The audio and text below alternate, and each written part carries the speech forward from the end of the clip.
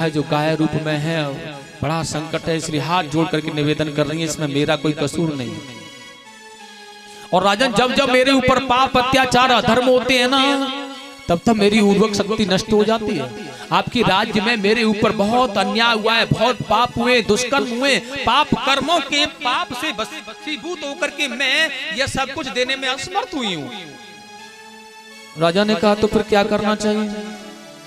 माता पृथ्वी थर थर कांप रही है आज। और बड़ा सुंदर कहा है राजन, अतः आप पुनः अपनी पृथ्वी को हरा भरा देखना चाहते हैं तो मुझे गाय रूप से दोहन करें। और देखेगा स्वयंभू मनु को बछड़ा बना करके ग्वाल बाल माता गाय का दोहन किया राजा पृथु ने। और जब माता गाय का दोहन किया है, बड़ा आनंदमय भाव, पतंग औषधि अन्न आदि पदार्थ प्राप्त किए, गंधर्वों ने गान किया, काव्य शक्तियों ने रक्त कीट पतंग औषधियां प्राप्त करी।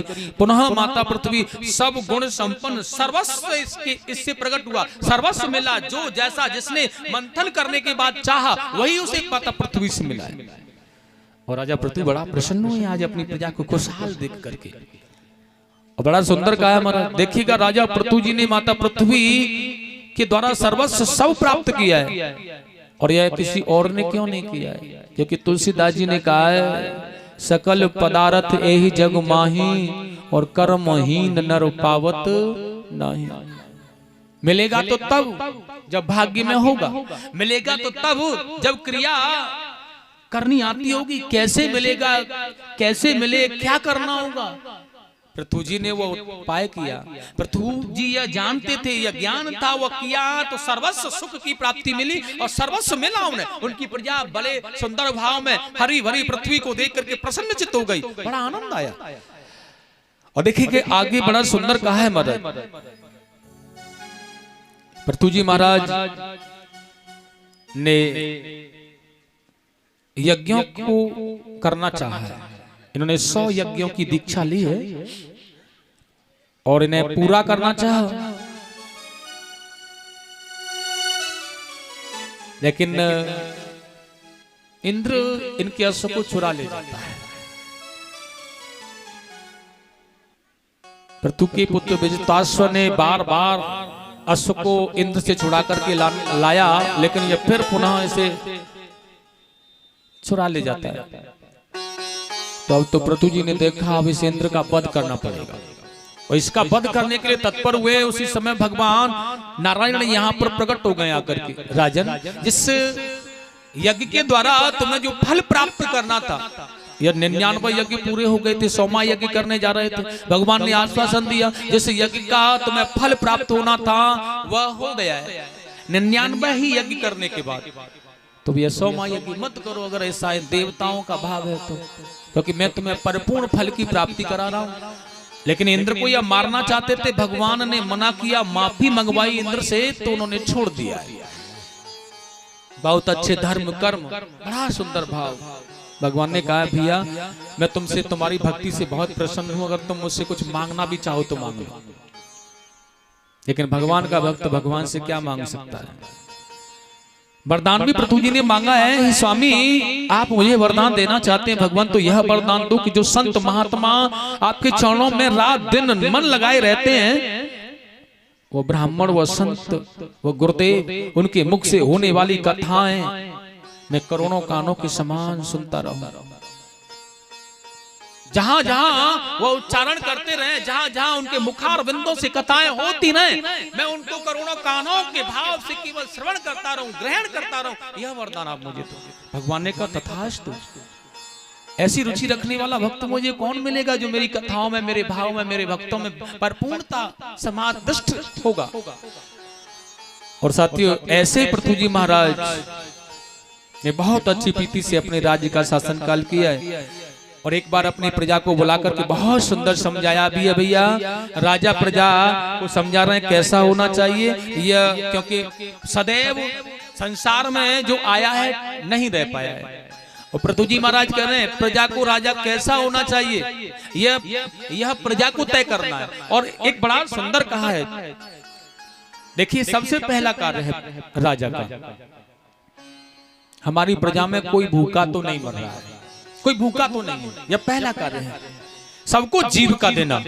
यह राजा का कर्तव्य होता है कि कोई भी हमारे प्रजा में भूखों तो नहीं सो रहा, भूखों तो नहीं मर रहा है, यह देखना राजा की जिम्मेदारी होती है। और दूसरा कार्य होता है सबके माल सम्मान की रक्षा करना। कोई दबंग व्यक्ति, कोई गरीब व्यक्ति को सता तो नहीं रहा है, उसके धन को, घर को हड़पना तो नहीं चाह रहा है, उसके परिवार को कष्ट तो नहीं पहुंचा रहा है। यह कर्तव्य राजा का है, यह देखना, यह समझना कि मेरी प्रजा में कौन क्या कर रहा है। और तीसरा बताया है राजा स्वयं धार्मिक होना चाहिए, क्योंकि जब तक राजा धार्मिक नहीं होगा वह ऐसा सोच नहीं सकता है, वह ऐसा कर नहीं सकता है। जब स्वयं ही धार्मिक होगा, धर्म करेगा तो प्रजा धर्म करेगी और धार्मिक होगी, यह सत्य है। और प्रजा को पूर्ण धर्म कर्म में लगाए, ऐसा राजा होना चाहिए। यह चार कार्य बड़े सुंदर राजा के विषय में बताए हैं पृथुजी महाराज ने प्रजाजनों को। ऐसे राजा का चयन करना चाहिए, ऐसा राजा प्रजा के लिए शुभकारी होता है, आनंददायक होता है। जिस राजा के राजकाल में धर्म अनुष्ठान यज्ञ नहीं होते, ब्राह्मणों को सताया जाता है, संतों को सताया जाता है, वह राजा नरकगामी होता है, उसे नरक में जाने से कोई नहीं रोक सकता है। ऐसा सुंदर उपदेश दे रहे थे, राज सुराज प्रिय प्रजा दुखारी, सो नृप अवस नरक अधिकारी। बड़ा प्यारा उपदेश चल रहा है महाराज। और देखिएगा इतनी बड़ी कृपा संतों की इनके ऊपर हो गई है कि आज उपदेश प्रजा को प्रसन्नता पूर्वक स्वीकार किया प्रजा ने। उसी समय सूर्य के समान सनकादिक ऋषि आकाश मार्ग से उनके यहाँ आ गए, हाथ जोड़ करके चरणों को धोकर चरणामृत लिया है राजा पृथुजी ने। और बड़ा सुंदर कहा है भगवान, आधना अपते धन्या, वह गरीब ग्रस्त भी धन्य हो जाता है जहां आपके जैसे संत पदार्थ, आपके जैसे ब्राह्मण जहां उनके चरण पड़ जाते हैं, वह गरीब ग्रस्त भी धन्य हो जाता है। आज आपने मेरा मार्गदर्शन करना चाहा, मेरा कल्याण मार्ग निर्देश करें, आप भगवान आदेश करें क्या। राजा की मधुर वाणी सुनकर के सनकादिक प्रसन्न हुए हैं। और बड़ा सुंदर कहा है, राजन इंद्रियां प्राय विश्व में स्वाद लेती हैं, भगवान में लगाए रखना चाहिए, कल्याण होगा। भगवत प्राप्त करने का सुगम मार्ग है भाव और भक्ति। अन्य साधन तो बहुत कठिन है राजन, उसमें भी निश्चयता नहीं है कि भगवान का साक्षात्कार हो जाए। इसलिए बहुत सरल सीधा भाव है, भावमय भक्ति बना लो, भगवान मिल जाएंगे। कपट नहीं हो, छल नहीं हो। बड़ा सुंदर का है मदर, न साधयति मायोगो न साख्यम धर्म ओद्धव, श्री कृष्ण गोविंद हरे मुरारे, श्री कृष्ण गोविंद हरे मुरारे। हे नाथ नारायण वासुदेवा, हे नाथ नारायण वासुदेवा। न स्वाध्याय तपस्त्यागो यथा भक्ति में मोर्जिता, श्री कृष्ण गोविंद हरे मुरारे, श्री कृष्ण गोविंद हरे मुरारे। हे नाथ नारायण वासुदेवा, हे नाथ नारायण वासुदेवा। हे नाथ नारायण वासुदेवा। बड़ा सुंदर का है। अतः भगवान की आज्ञा मानकर अन्य साधनों में नहीं उलझना चाहिए। सरल साधन को छोड़कर के कष्ट में साध्य में जाना बड़ा पागलपन होता है राजन, यह बुद्धिमता नहीं होती। प्रेम से पुकारने का नाम ही भक्ति है। भावमय बनकर के प्रेम करो, सबसे प्रेम से पुकारो सबको, कटु वचन मत बोलो, वाणी अमृतमय रसास्वादन बोलने वाली हो। आनंद ही आनंद वर्षिका, जप तप तीर्थ दान व्रत जोग यज्ञ आचार, भगवत भक्ति अनन्य बिन जीव भ्रमित संसार। जब तक भक्ति में भाव नहीं हो, वह भक्ति बेकार है। भाव का भूखा हूं मैं, भाव मेरा सार है, जिसने भजा है भाव से उसका बेड़ा पार है। इसलिए भावमय भक्ति बनाओ। ऐसा सुंदर दिव्य ज्ञान आनंदमय भाव से आज संतों ने पृथ्वी जी महाराज को दर्शाया है, बड़ा आनंद चित्त भाव और संत कृपा उनके ऊपर हुई है। देखिए भगवान के परम हितैषी भगवान के धाम के लिए पधारे। प्रेम से बोलेंगे गोविंद भगवान की। इनके पुत्रों ने राज्य को अपने पिताजी की तरह बहुत अच्छी प्रीति से संचालन किया, धर्म की रक्षा कर संत महात्माओं के द्वारा यज्ञ अनुष्ठान आदियों को करते रहे, बहुत अच्छी प्रीति रही। आगे बड़ा सुंदर कहा है, परीक्षित जी ने प्रश्न किया है, गुरुदेव मनु जी महाराज के दूसरे पुत्र थे प्रियव्रत, यह भागवत भक्त आत्मा राम होने पर भी यह ग्रस्त आश्रम में कैसे आए? बड़ा सुंदर कहा है महाराज, प्रियवतो भागवत आत्मा राम कथम मुने ग्रहे रमतम यन्मूल कर्म बंध पराभव। जब तो भागवत भक्त थे, प्रियवतो भागवता आत्मा राम, यह आत्मा राम थे, लेकिन यह किसके कथन पर, किसके कहने पर गृहस्थ आश्रम में आए? तो बड़ा सुंदर कहा है महाराज, प्रियव्रत जी नारद जी का उपदेश पाकर के वन में तपस्या करने चले गए, लेकिन ब्रह्मा जी ने आकर के दवा ऐसी दी कि वो गृहस्थाश्रम में आ गए। ध्यान रखना, जैसा उपचार करने वाला मिल जाता है ना, वैसी ही भावना बन जाती है। अब नारद जी तो बाबा जी हैं, सन्यासी हैं, बाबा हैं, उन्होंने कहा ऐसा उपचार करो कि अभी बाबा बन जाए, और ऐसा उपचार नारद जी ने किया कि वह बाबा हो गए, वह सन्यासी हो गए, भजन करने लगे। ब्रह्मा जी ने कहा यह नारद इसी प्रकार से सबको सन्यासी बना देगा, सबको बाबा जी बना देगा, तो फिर मैं सृष्टि को आगे कैसे बढ़ाऊंगा? है उनकी तो जो रचना है सृष्टि को आगे बढ़ाना, क्योंकि अपने महाप्रभु का आदेश है सृष्टि का निरंतर वृद्धि करते रहो, आगे बढ़ाते रहो। इसलिए ब्रह्मा जी ने मन बदल दिया, भैया यह भजन करने बैठ तो गए हो, लेकिन इसमें कोई आनंद नहीं है। जब तक कि अपने अंदर के कामादि शत्रुओं पर हम विजय प्राप्त नहीं कर पाए, तब तक भजन में कोई फायदा नहीं है। अब ब्रह्मा जी ने बड़ा सुंदर समझाया है, इसलिए पहले तुम चल करके गृहस्थ आश्रम में प्रवेश करो और अपने परिवार के साथ रह करके गृहस्थ जीवन में पत्नी बच्चे आदियों के साथ में रह करके अपने भावनाओं पर, अपनी कामनाओं पर नियंत्रण करो, अपनी इंद्रियों को जितेंद्रिय बनाओ, और धीरे धीरे धीरे धीरे अपने घर में रह करके अपने आप को जितेंद्रिय जब तुम बना लोगे तो वह घर ही हरिद्वार हो जाएगा, दुनिया में भटकने की आवश्यकता नहीं होगी।